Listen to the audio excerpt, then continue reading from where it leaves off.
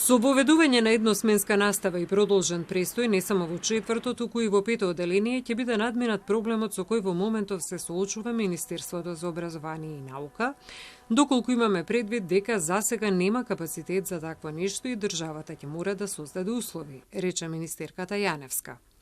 Со ова ќе биде подобрен и квалитетот на наставата и социјализација на децата. Македонија има 3000 наставници вишок. Што значи тоа? Дека наставници наши работат во паралелки од 9, 12, 17 ученици, што не е добро за учениците. Имаме места каде што имаме паралелки од по 4 и 5 ученици. Треба оптимизација, значи подрачните училишта со по неколку ученици да се припојат на централните и се разбира и наставниците треба да тргнат кон централните.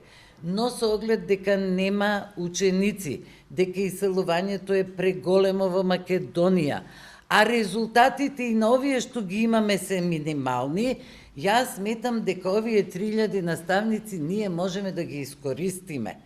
Затоа подрачните училишта треба да се централизираат и така да ги повлечат наставниците. Со Светска банка се анализира каде може приоритетно само со доградба на училници да се започне со едносменска настава. Во 140 училишта за ова треба доградба на 1 до 15 училници.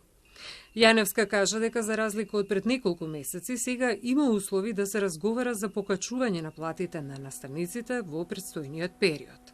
Во меѓувреме со СОНГ се дискутира за склучување повеќе годишен договор според кој платите ќе растат во континуитет.